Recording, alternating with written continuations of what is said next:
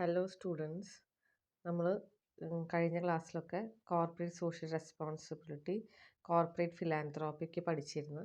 ഇന്ന് നമ്മൾ പഠിക്കാൻ പോകുന്നത് corporate social responsibilities towards different sections of the society.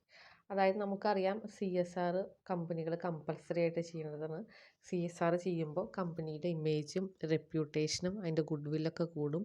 ആ മൊത്തം കമ്മ്യൂണിറ്റിക്കും സൊസൈറ്റിക്കും ഈ CSR ചെയ്യുന്ന സ്ഥാപനങ്ങളോട് ഒരു പ്രത്യേക താല്പര്യം, ലോയൽ കസ്റ്റമർ ഡാറ്റാബേസ് ഉണ്ടാക്കാൻ കമ്പനീനെ അത് സഹായിക്കുകയും ചെയ്യും.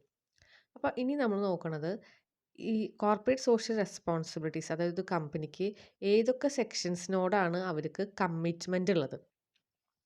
അതായത് സ്ഥാപനത്തിന് അതിൻ്റെ ഷെയർ ഹോൾഡേഴ്സിനോട്, അതായത് ഷെയർ ഹോൾഡേഴ്സ് അല്ലെങ്കിൽ നമുക്കൊരു ഓണേഴ്സ് എന്ന് പറയാം, കാശ് കൊണ്ടുവരുന്ന ആൾക്കാരാണ്, അവർ ഇൻവെസ്റ്റേഴ്സാണ്. അവരുടെ അടുത്ത് കമ്പനിക്ക് റെസ്പോൺസിബിലിറ്റി ഉണ്ട്.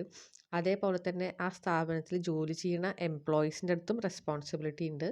Consumers, responsibility towards suppliers or creditors, responsibility towards community, എവിടെയാണോ ബിസിനസ് സ്ഥിതി ചെയ്യുന്നത് ആ കമ്മ്യൂണിറ്റിയോടും ബിസിനസ്സിന് ഒരു റെസ്പോൺസിബിലിറ്റി ഉണ്ട്. റെസ്പോൺസിബിലിറ്റി ടുവേർഡ്സ് ഇൻ്റർ ബിസിനസ് റിലേഷൻ, അവർ ബിസിനസ് ചെയ്യുന്ന വേറെ സ്ഥാപനങ്ങളുണ്ടാവും, ഒരുമിച്ച് ബിസിനസ് ചെയ്യുന്നത്, അങ്ങോട്ടും ഇങ്ങോട്ടും വാങ്ങലും കൊടുക്കലൊക്കെ ചെയ്യുന്ന വേറെ സ്ഥാപനങ്ങളുണ്ടാവും, അവരുടെ അടുത്ത് റെസ്പോൺസിബിലിറ്റി ഉണ്ട്. ഏത് സ്ഥലത്താണോ നമ്മൾ നമ്മുടെ ബിസിനസ് ചെയ്തത്, ഏത് സ്റ്റേറ്റിലാണെങ്കിൽ ആ സ്റ്റേറ്റ് ഗവൺമെൻറ്റിനോടും കുറച്ച് റെസ്പോൺസിബിലിറ്റി ഉണ്ട്. അപ്പോൾ ഇത് ഓരോന്നും നമ്മൾ വ്യക്തമായിട്ട് വിശദീകരിച്ച് നോക്കണം, ഓരോ സെക്ഷൻസിനോടും എന്തൊക്കെ റെസ്പോൺസിബിലിറ്റിയാണ് ഉള്ളത് എന്നുള്ളത്. അപ്പോൾ ആദ്യത്തെ responsibility towards owners, shareholders and other investors. The shareholders are the real owners of a company. They contribute capital to the company and brought the company into existence. അതായത് ഒരു സ്ഥാപനത്തിൻ്റെ ശരിക്കുള്ള ഓണേഴ്സ് പറഞ്ഞാൽ ഷെയർ ഹോൾഡേഴ്സാണ്. അവരാണ് capital കൊണ്ടുവരുന്നത്. ആ capital നല്ല ഉദ്ദേശത്തോടു കൂടിയിട്ടായിരിക്കണം കമ്പനി ഉപയോഗിക്കുന്നതും. ആ കൊണ്ടുവരുന്ന ഷെയർ ഹോൾഡേഴ്സിന് മാന്യമായ റിട്ടേൺ കൊടുക്കുക എന്നുള്ളതാണ് കമ്പനിയുടെ ആദ്യത്തെ responsibility. The management owes responsibility to the shareholders. അതെന്തൊക്കെയാണെന്ന് താഴെ പറയുന്നത്. It must ensure the safety of funds invested by shareholders or owners. Shareholders കൊണ്ടുവരുന്ന ഫണ്ടിൻ്റെ സേഫ്റ്റി എൻഷുർ ചെയ്യണം. അത് അനാവശ്യ കാര്യങ്ങൾക്കല്ല ചിലവഴിക്കുന്നത്, അവർക്ക് നല്ല റിട്ടേൺ കൊടുക്കാനുള്ള ആവശ്യങ്ങൾക്കാണ് ഉപയോഗിക്കുന്നത് എന്നുള്ളത് ഉറപ്പുവരുത്തണം. It must ensure effective utilisation of funds provided by them. കൊണ്ടുവരുന്ന ഫണ്ട് ഇഫക്റ്റീവായിട്ട് വേണം യൂട്ടിലൈസ് ചെയ്യാൻ. ഇവിടെ കമ്പനി വേറൊരാളും ഷെയർ ഹോൾഡേഴ്സ് വേറൊരാളായിട്ട് നമ്മൾ ട്രീറ്റ് ചെയ്യുന്നത്. അതുകൊണ്ടാണ് പറയുന്നത് കമ്പനി ആ ഫണ്ട് ഇഫക്റ്റീവായിട്ട് യൂട്ടിലൈസ് ചെയ്യണമെന്ന് പറയുന്നത്. കമ്പനി ഇഫക്റ്റീവായിട്ട് യൂട്ടിലൈസ് ചെയ്യണമെന്ന് പറയുന്നതുകൊണ്ട് അത് കമ്പനിയുടെ മാനേജ്മെൻറ്റ്, ടോപ്പ് മാനേജ്മെൻറ്റാണ് കമ്പനിയുടെ ഡെയിലി അഫയേഴ്സ് നോക്കുന്നത്. ഓക്കെ, ഷെയർ ഹോൾഡേഴ്സ് എല്ലാവരും കൂടിയിട്ടായിരിക്കില്ല കമ്പനി ഒരിക്കലും മാനേജ് ചെയ്യുന്നത്. ഏറ്റവും കൂടുതൽ ഷെയർ വേണമെങ്കിൽ ഡയറക്റ്റായിട്ട് ഇൻവോൾവ്മെൻ്റ് ഉണ്ടാവാം. അതുകൂടാണ്ട് ബാക്കി എല്ലാ ഷെയർ ഹോൾഡേഴ്സും കുറേശ്ശെ ഷെയറാണ് വാങ്ങിക്കുന്നുണ്ടാവുക. അപ്പോൾ അവർക്ക് കമ്പനിയുടെ ഡേ ടു ഡേ അഫയേഴ്സ് എന്താണെന്ന് അറിയില്ല. അപ്പോൾ ആ മാനേജ്മെൻറ്റിൻ്റെ ഉത്തരവാദിത്തമാണ് ഈ കൊണ്ടുവരുന്ന ഫണ്ട് ഇഫക്റ്റീവായിട്ട് യൂട്ടിലൈസ് ചെയ്യുക എന്നുള്ളത്. It must provide fair and reasonable return on investment in the long run. അല്ലേ, കൊണ്ടുവരുന്ന ഷെയർ ഹോൾഡേഴ്സിന് നല്ല റിട്ടേൺ കൊടുക്കണം. To ensure full participation of owners in the management of affairs of the concern. Full participation ensure ചെയ്യണം ഓണേഴ്സിൻ്റെ. അതായത് എന്തെങ്കിലും പുതിയ തീരുമാനങ്ങളൊക്കെ എടുക്കുമ്പോൾ നമുക്കറിയാം കമ്പനി മീറ്റിംഗ് ഒക്കെ വിളിച്ചു കൂട്ടിയിട്ട് അതിൽ കാര്യങ്ങൾ തീരുമാനമാക്കിയിട്ടാണ് ഡിസിഷൻസ് എടുക്കുക. അപ്പോൾ അതുപോലെ മാനേജ്മെൻറ്റിൻ്റെ ഓണേഴ്സിൻ്റെ ഡിസിഷൻ മേക്കിംഗ്, അവരുടെ ഡിസിഷൻ മേക്കിങ്ങിൽ പാർട്ടിസിപ്പേറ്റ് ചെയ്ത് കൊണ്ടിട്ട് വേണം ഒരു ബിസിനസ് മുന്നോട്ട് കൊണ്ടുപോകാനായിട്ട്. To provide fair and honest report of business operation from time to time. കൃത്യമായിട്ട് സത്യസന്ധമായിട്ടുള്ള റിപ്പോർട്ടായിരിക്കണം ഓണേഴ്സിന് മുമ്പിൽ വെക്കേണ്ടത്. Okay, then it must see that the public image of the company is such that shareholders feel proud of the company. അതായത് ആ കമ്പനിക്ക് പബ്ലിക്കിൻ്റെ ഇടയിൽ നല്ലൊരു ഇമേജ് ഉണ്ടാക്കാൻ സാധിക്കണം. To offer reasonable appreciation of capital through growth, innovation, diversification of business activity. അതായത് കൊണ്ടുവരുന്ന ക്യാപിറ്റലിന് എപ്പോഴും എപ്രീസിയേഷനും ഇൻക്രീസുമാണ് വേണ്ടത്. അതെങ്ങനെ ഉണ്ടാക്കുക? കമ്പനി ഗ്രോ ചെയ്യണം, കമ്പനി ഇന്നൊവേറ്റീവ് ഐഡിയാസ് കൊണ്ടുവരണം, കമ്പനി പുതിയ പുതിയ പ്രൊഡക്റ്റിലേക്ക് മാറി പോകണം. അതാണ് ഡൈവേഴ്സിഫിക്കേഷൻ. ഒരേ ഇതിൽ തന്നെ നിൽക്കരുത്. ഒരു പ്രൊഡക്റ്റ് കൊണ്ടുവന്ന് കുറച്ച് കഴിയുമ്പോൾ വേറൊരു പ്രൊഡക്റ്റ് കൊണ്ടുവരാൻ പറ്റണം. അങ്ങനെ ഇന്നൊവേറ്റീവ് ഐഡിയാസ് കൊണ്ടുവന്നിട്ട് ഷെയർ ഹോൾഡേഴ്സിന് നല്ലൊരു റിട്ടേൺ കൊടുക്കണം. അതാണ് കമ്പനിയുടെ responsibility towards owners and shareholders. അടുത്തത് responsibility towards employees or workers അല്ലേ. സ്ഥാപനത്തിന് അതിൻ്റെ എംപ്ലോയീസിൻ്റെ അടുത്തും കുറച്ച് റെസ്പോൺസിബിലിറ്റി ഉണ്ട്. നമുക്കറിയാം HR എന്ന് പറഞ്ഞാൽ ഒരു സ്ഥാപനത്തിൻ്റെ ഏറ്റവും ഇമ്പോർട്ടൻ്റ് എലമെൻറ്റ് അതിൻ്റെ സ്കിൽഡ് എംപ്ലോയീസാണ്. ആ സ്ഥാപനത്തിൻ്റെ ശക്തി എന്ന് പറഞ്ഞു കഴിഞ്ഞാൽ ആ എംപ്ലോയീസാണ്. അപ്പോൾ ആ എംപ്ലോയീസിനെ സാറ്റിസ്ഫൈ ചെയ്ത് അവരുടെ അവർക്ക് നല്ല വർക്കിംഗ് അറ്റ്മോസ്ഫിയർ ഒക്കെ കൊടുത്തു കഴിഞ്ഞാൽ മാത്രമേ അവർ സാറ്റിസ്ഫൈഡ് ആവുള്ളൂ. ഒരുപാട് കാര്യങ്ങളുണ്ട് ഒരു എംപ്ലോയി സാറ്റിസ്ഫൈഡ് ആവാൻ വേണ്ടിയിട്ട്. കുറേ കാശ് കൊടുത്താൽ മാത്രം നിങ്ങൾക്ക് വളരെ നിരന്തര പീഡനമാണ്, കുറേ സാലറിയും കൊടുത്തു കഴിഞ്ഞാൽ അവിടെ എംപ്ലോയീസ് ഹാപ്പി ആവില്ല. അവർക്ക് മാനസികമായിട്ട് നല്ല സന്തോഷം കൊടുക്കും വേണം. ഒപ്പം സാലറിയും ബോണസും വർക്കിംഗ് എൻവയോൺമെൻറ്റ് നല്ല റിലേഷൻഷിപ്പും അല്ലേ. ഒരിക്കലും ഒരു ജാതിയുടെയും മതത്തിൻ്റെയും പേരിൽ അവരെന്നെ മോശമായ വാക്കുകൾ ഉപയോഗിച്ചിട്ട് പരിഹസിക്കുകയൊന്നും ചെയ്യാണ്ട് നല്ലൊരു റിലേഷൻഷിപ്പ് എസ്റ്റാബ്ലിഷ് ചെയ്താൽ മാത്രമേ എംപ്ലോയീസ് ഹാപ്പി ആവുള്ളൂ. Co-operation and harmonious relations between the managers and workers can alone ensure maximum productivity. നോക്കൂ, ഓപ്പറേഷൻ നല്ല സഹകരണം നല്ല റിലേഷൻഷിപ്പ് ഉണ്ടെങ്കിൽ തന്നെ ആ എംപ്ലോയീസ് അവിടെ മാക്സിമം പ്രൊഡക്ടിവിറ്റി കൊണ്ടുവരും ആ സ്ഥാപനത്തിലേക്ക്. The satisfied group of employees is N asset of A business concern. ആ ബിസിനസ് സ്ഥാപനത്തിൻ്റെ എംപ്ലോയീസിൻ്റെ സാറ്റിസ്ഫാക്ഷനാണ് ആ സ്ഥാപനത്തിൻ്റെ നിലനിൽപ്പ് തന്നെ.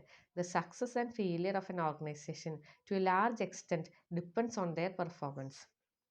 അവരുടെ പെർഫോമൻസ് അനുസരിച്ചിരിക്കും ആ സ്ഥാപനത്തിൻ്റെ സക്സസ്സും ഫെയിലിയറും. അപ്പോൾ കൃത്യമായിട്ട് അവരുടെ കാര്യങ്ങളൊക്കെ നോക്കി മനസ്സിലാക്കി എന്തൊക്കെയാണ് അവരുടെ ആവശ്യങ്ങൾ അതൊക്കെ സ്ഥാപനം നിറവേറ്റണം. The responsibility are to provide adequate and fair compensation or remuneration to workers. ഇതും വളരെ ഇമ്പോർട്ടൻ്റ് ആയിട്ടുള്ള ഘടകമാണ്. നമ്മുടെ നാട്ടിൽ എപ്പോഴും നമ്മുടെ കോസ്റ്റ് ഓഫ് ലിവിങ് ഒക്കെ കൂടിക്കൊണ്ടിരിക്കും അല്ലേ. പ്രൈസ് ഇൻഡെക്സ് കൂടും, എപ്പോഴും സാധനങ്ങളുടെ വിലയൊക്കെ കൂടും. അപ്പോൾ അതൊക്കെ മീറ്റ് ചെയ്യാൻ പറ്റുന്ന രീതിയിലുള്ള റെമ്യൂണറേഷൻ വേണം എംപ്ലോയീസിന് കൊടുക്കാനുള്ളത്. നല്ല വർക്കിംഗ് കണ്ടീഷൻ വേണം, നല്ല വെൽഫെയർ മെഷേഴ്സ്, അതായത് നല്ല വെന്റിലേഷൻ, സേഫ്റ്റി. ഒട്ടും ഒരു ഇടുങ്ങിയ റൂമിൽ ഇരുന്നിട്ട് നിങ്ങൾ ഒരു 8-10 മണിക്കൂർ നിങ്ങൾക്ക് ജോലി ചെയ്യാൻ പറ്റില്ല. അപ്പോൾ നല്ല സ്പേഷ്യസ് ആയിട്ടുള്ള റൂമിൽ നല്ല വെന്റിലേഷനും ലൈറ്റിങ്ങും ഒക്കെ ഉള്ള സ്ഥലത്ത് വല്ലാതെ ശബ്ദത്തിൻ്റെ ബുദ്ധിമുട്ടൊന്നും ഇല്ലാത്തടത്ത്. അത് ഡിപ്പെൻസ് ഓൺ ദ ജോബ് അല്ലേ. ഫാക്ടറിക്കാണെങ്കിൽ ശബ്ദം ഇല്ലാണ്ട് നമുക്ക് പറ്റില്ല.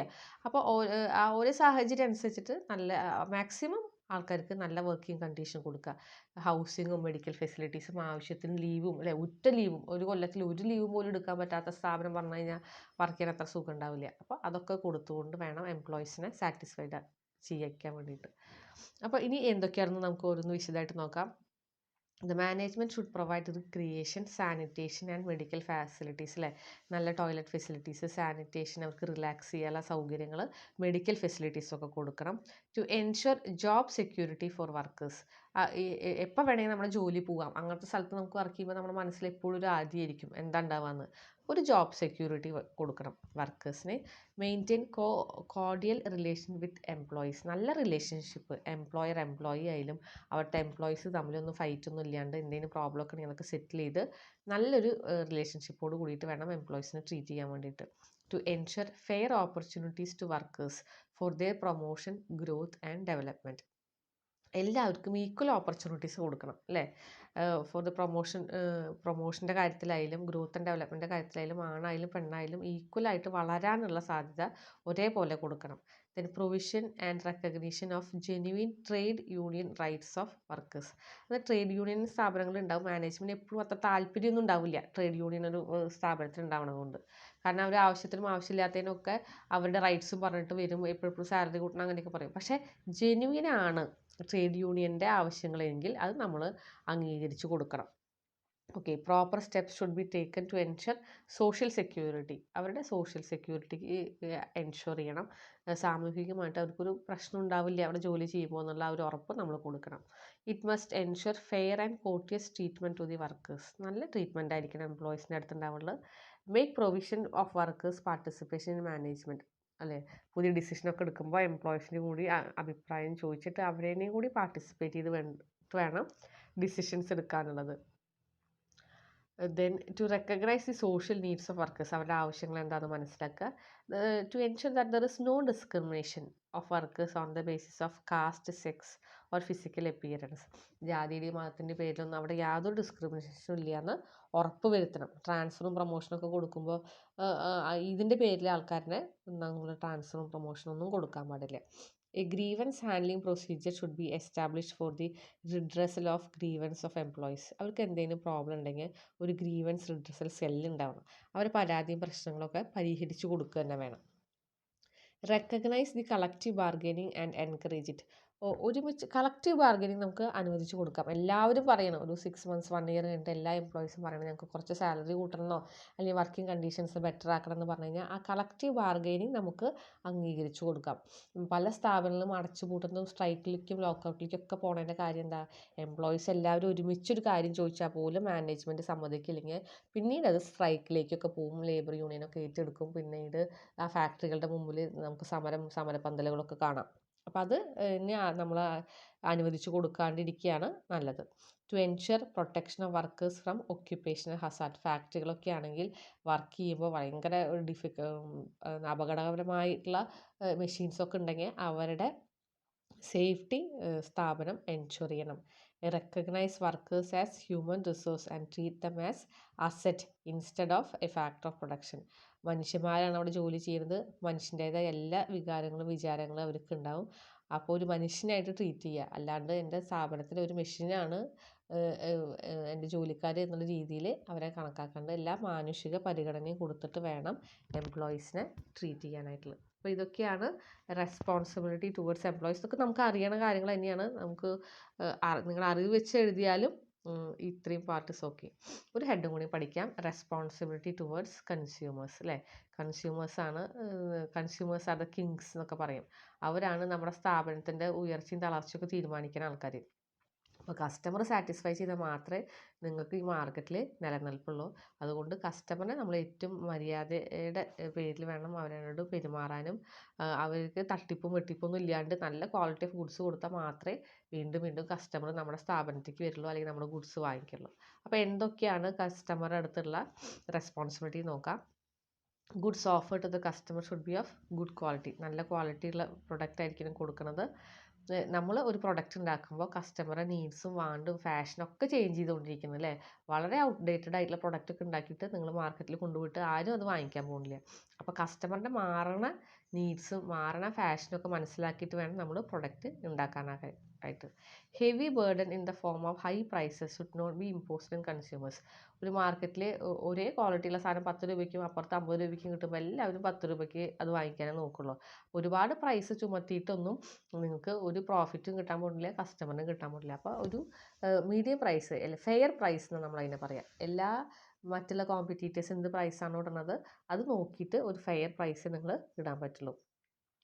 Consumer should be given adequate freedom to select the products with the require അല്ലേ. നമ്മൾ ഒരു പ്രൊഡക്റ്റ് കൊടുത്ത് ഇതന്നെ നിങ്ങൾ വാങ്ങിക്കുന്ന അടിച്ചേൽപ്പിക്കാനൊന്നും പറ്റില്ല. അപ്പോൾ നിങ്ങളൊരു കടയാണെങ്കിൽ പോലും അവർക്ക് ചൂസ് ചെയ്യാനുള്ളൊരു ചോയ്സും കുറേ വെറൈറ്റീസ് ആണല്ലോ നിങ്ങൾ കൊടുക്കണം. Introduction of new product should be made known to the consumers. പുതിയ പ്രൊഡക്റ്റ് ഇറക്കുമ്പോൾ അപ്പോൾ അത് കൺസ്യൂമേഴ്സിനെ അറിയിക്കണം. അതിനാണ് നമ്മൾ അഡ്വർടൈസിങ്ങും പേഴ്സണൽ സെല്ലിങ് ഒരുപാട് ടെക്നിക്സ് ഉപയോഗിച്ചിട്ട് കൺസ്യൂമറിന് നമുക്ക് അവയർനെസ് കൊടുക്കാൻ പറ്റും. അപ്പോൾ അങ്ങനെ അഡ്വർടൈസ്മെൻറ്റ് കൊടുക്കുമ്പോൾ തെറ്റായിട്ടുള്ള ഇൻഫർമേഷൻ ഒന്നും കൊടുക്കരുത്. മറ്റുള്ള കമ്പനിക്കാരെ ഇടിച്ച് താത്തുന്ന രീതിയിലുള്ള അഡ്വർടൈസ്മെൻറ്റും കൊടുക്കരുത്. സത്യസന്ധമായിട്ടുള്ള കാര്യങ്ങൾ പറയാം. Exploitation of consumers should be avoided. അവരെ മാക്സിമം ചൂഷണം ചെയ്ത് ലാഭം ഉണ്ടാക്കുക എന്നുള്ളൊരു മോഹം നമുക്ക് പാടില്ല. Company should select a suitable channel of distribution of their products. ഏറ്റവും നല്ല സ്യൂട്ടബിൾ ആയിട്ടുള്ള ചാനൽ ഓഫ് പ്രൊഡക്ഷൻ ഡിസ്ട്രിബ്യൂഷൻ എന്താണെന്ന് നോക്കുക. അത് നമ്മൾ ഫോളോ ചെയ്താൽ മതി. The product should be available to the consumers without much difficulty അല്ലേ. കൺസ്യൂമറിന് എപ്പോഴും അവൈലബിൾ ആയിരിക്കണം, ഏത് കടയിൽ പോയാലും സാധനം കിട്ടണം. അപ്പോൾ നല്ല ഡിസ്ട്രിബ്യൂഷൻ പോളിസി അത്യാവശ്യമാണ്. Prompt service to customers must be ensured. അവർക്ക് എന്തെങ്കിലും ഗ്രീവൻസോ പ്രശ്നങ്ങളോ അല്ലെങ്കിൽ എന്തെങ്കിലും സർവീസൊക്കെ വേണമെങ്കിൽ അപ്പം തന്നെ അത് കൊടുക്കാൻ നമ്മൾ റെഡി ആയിരിക്കണം. It must guard itself against obscenes and misleading advertisement. തെറ്റിദ്ധരിപ്പിക്കുന്ന അഡ്വർടൈസ്മെൻ്റ് ഒന്നും നമ്മൾ കൊടുക്കരുത്. After sale service to the customer should be ensured അല്ലേ. ചില പ്രൊഡക്റ്റിന് ആഫ്റ്റർ സെയിൽ സർവീസ് അത്യാവശ്യമാണ്.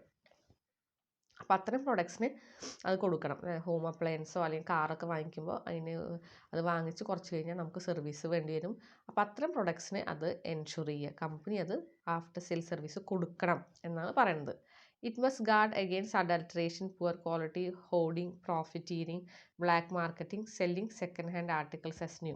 ഇത്തരം കാര്യങ്ങളൊന്നും ചെയ്യരുത്. മായം ചേർക്കുക, മോശം ക്വാളിറ്റി പൂഴ്ത്തി വയ്ക്കുക, അമിതമായിട്ട് ലാഭം ചെയ്യുക, കരിഞ്ചന്തയിൽ സാധനങ്ങൾ വിൽക്കുക, അതുപോലെ സെക്കൻഡ് ഹാൻഡ് ഗുഡ്സ് അതിൻ്റെ കളറും ഇതൊക്കെ മാറ്റിയിട്ട് പുതിയതാണ് പറഞ്ഞിട്ട് കൊടുക്കുക. ഇത്തരം കാര്യങ്ങളൊന്നും നമ്മൾ ചെയ്യരുത്.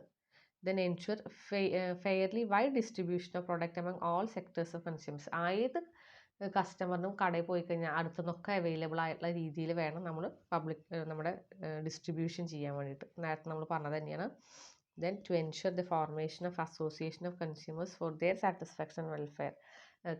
കൺസ്യൂമേഴ്സിനും എന്ത് ചെയ്യാം, ഒരു അസോസിയേഷനൊക്കെ ഉണ്ടാക്കിയിട്ട് അവരുടെ പ്രോബ്ലംസ് ഒക്കെ അറിയിക്കാം. ഇപ്പോൾ നമുക്കറിയാം കൺസ്യൂമർ റൈറ്റ്സ് ഒക്കെ ഉണ്ട്, അവർക്ക് കോടതിയിലൊക്കെ പോവാം, അങ്ങനെയൊക്കെ പോയിട്ട് അവരെ പ്രശ്നങ്ങളൊക്കെ പരിഹരിക്കാൻ പറ്റും. അപ്പോൾ അത്ര രീതിയിലുള്ള അസോസിയേഷൻ ഉണ്ടെങ്കിലും വിരോധമില്ല, നമുക്കതിനെ എൻകറേജ് ചെയ്യാം. നമ്മുടെ കമ്പനി അതിന് തടസ്സം നിൽക്കേണ്ട ആവശ്യമില്ല ഒരു അസോസിയേഷൻ ഫോം ചെയ്യുമ്പോൾ. കാരണം നമ്മൾ ഗുഡ് പ്രൊഡക്ട്സാണ് കൊടുക്കണം, ക്വാളിറ്റി പ്രൊഡക്ട്സാണ് കൊടുക്കണമെങ്കിൽ നമുക്ക് തല താഴ്ത്തേണ്ട ആവശ്യം വരില്ല. So this is enough for today. Will see in the next class.